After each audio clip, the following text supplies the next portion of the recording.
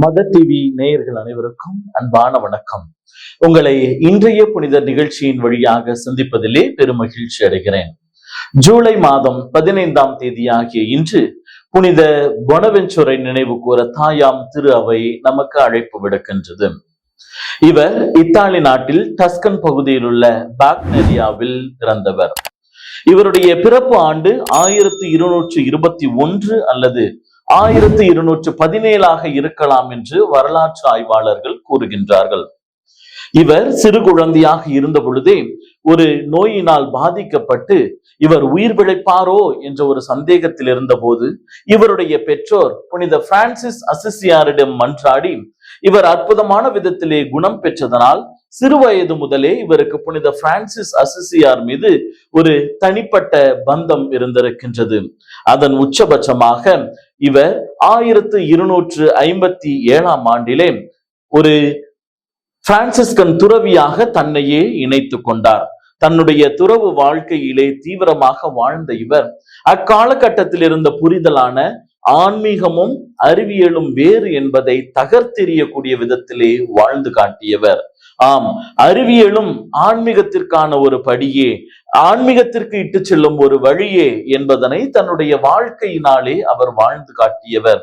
ஆகவே இவர் சிறு வயதிலேயே அந்த சபையின் தலைவராகும் பொறுப்பையும் இவர் ஏற்றுக்கொள்கின்றார். அவர் ஏறக்குறைய 17 ஆண்டுகள் இந்த பொறுப்பிலே சீரும் சிறப்புமாக பணியாற்றினார். இவருடைய தாக்கம் எத்தகையதாக இருந்ததென்றால், பிரான்சிஸ்கன் சபையின் 2ஆம் நிறுவனராகவே இவர் கருதப்படும் அளவிற்கு தன்னுடைய முழு ஆற்றலையும் பயன்படுத்தி இச்சபைக்காக இவர் உழைத்திருக்கின்றார். அதோடு மட்டுமல்லாமல் இன்று நாம் புனித பிரான்சிஸ் அசிசியாரின் வாழ்க்கை வரலாற்றை கொண்டிருக்கின்றோம் என்றால் அதற்கு முழு முதல் காரணம் இவர் மட்டுமே. அந்த சபையின் தலைமை பொறுப்பில் இருந்து கொண்டு தான் புனித பிரான்சிஸ் அசிசியாருடைய வாழ்க்கை சம்பந்தப்பட்ட ஆவணங்களையும் ஆதாரங்களையும் திரட்டி, அதோடு மட்டுமல்லாமல் புனித பிரான்சிஸ் அசிசியாரின் சமகாலத்தவர்களை சந்தித்து அவர்களுடைய நேரடி சாட்சியங்களை பதிவு செய்கின்றார். இப்படி அவர் தயாரித்த ஆவணமானது 1263 ஆண்டு பிரான்சிஸ்கன் துறவர சபையின் பொது அத்தியாயத்திலே அங்கீகரிக்கப்பட்ட அதிகாரப்பூர்வமான புனித பிரான்சிஸ் அசிசியாரின் வாழ்க்கை வரலாறாக பிரகடனப்படுத்தப்படுகின்றது. இப்படி தன்னுடைய அறிவாற்றலையும் தன்னுடைய ஆன்மீக வாழ்வுக்காக பயன்படுத்தி வந்த இவரை திருத்தந்தை 10ஆம் கிரகோரி ஆயராகவும் கர்தினாலாகவும் 1273 ஆண்டிலே நியமிக்கின்றார். அதோடு மட்டுமல்லாமல் அப்போதைய தேவையாக இருந்த 2ஆம் லயன்ஸ் பொது சங்கத்தின் தயாரிப்பு பணிகளை செய்வதற்காகவும் இவரிடம் திருத்தந்தை கேட்டுக்கொள்கின்றார். எந்தவித மறுப்புமின்றி அந்த பொது சங்கத்திற்கு தேவையான அனைத்தையும் தயாரிக்கின்றார். பொதுச்சங்கம் நடந்து கொண்டிருக்கின்ற பொழுதே 1274 ஆண்டு ஜூலை மாதம் 15ஆம் தேதி நம் புனிதர் இறைவனோடு இணைந்தார். அன்புக்குரியவர்களே, இப்படி அறிவியலும் ஆன்மீகமும் இரண்டோடு கலந்து இறைவனிடம் நம்மை இட்டு செல்கின்றது என்பதை தன்னுடைய வாழ்க்கையின் வழியாக நம் புனிதர் நமக்கு எடுத்து காட்டுகின்றார்.